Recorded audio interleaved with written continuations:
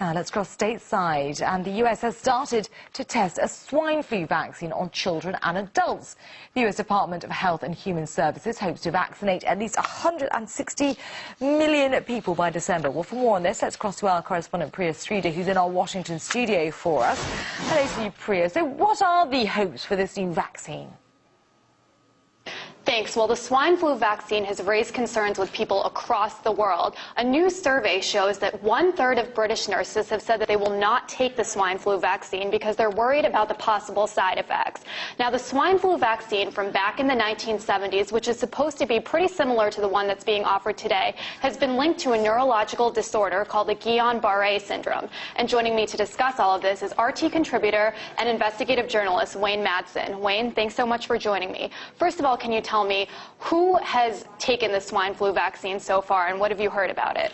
Well, apparently there has been a test community used already. We're also hearing that the vaccine that's being developed, they're saying it's not for everyone.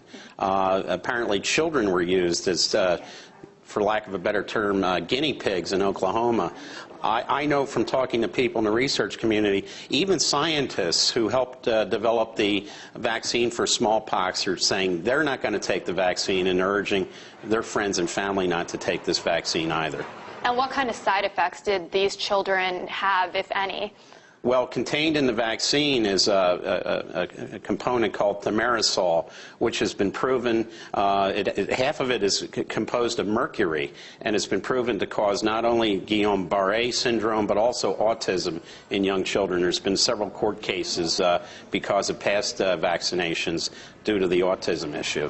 And so how will this swine flu vaccine be offered? Will it be mandatory for people? What have you heard about that? Well, there was a conference here in Washington last week where we have two themes present. We have the research community, the medical community, saying, look, what we need to provide the public is good information and let them make the decision based on facts. We have the emergency community, the Homeland Security, Federal Emergency Management Agency people talking about forced vaccinations, forced quarantines, basically the politicians running the show instead of the people who are from the medical community and know much better about the threat of this particular influenza. And so how effective would a vaccine be if the majority of people decide not to take it?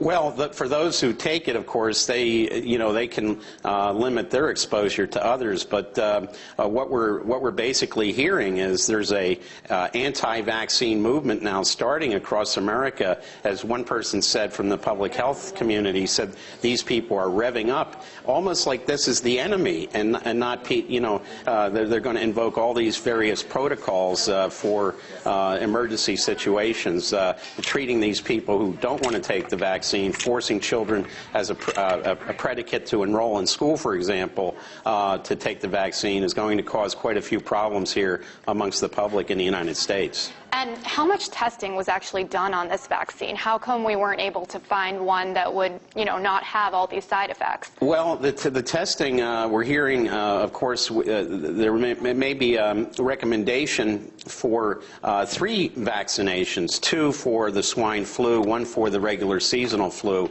But we all know about the side effects from 1975 and 76, and therefore this vaccine, even amongst people who work in the medical community, is not considered safe.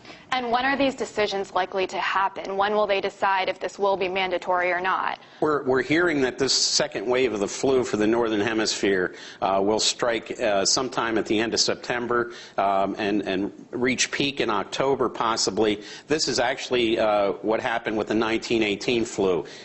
First cases in September, peaked in October, ebbed off in November. So we'll probably see this vaccination program come into full effect next month. Well, as we get closer to the deadline that they're supposed to be offering these swine flu vaccines, we'll be sure to keep you updated on anything we hear about it. But for now, back to you in Moscow. All right, Priya, many thanks to you and your guests for that. Priya Sridhar in our Washington studio for us.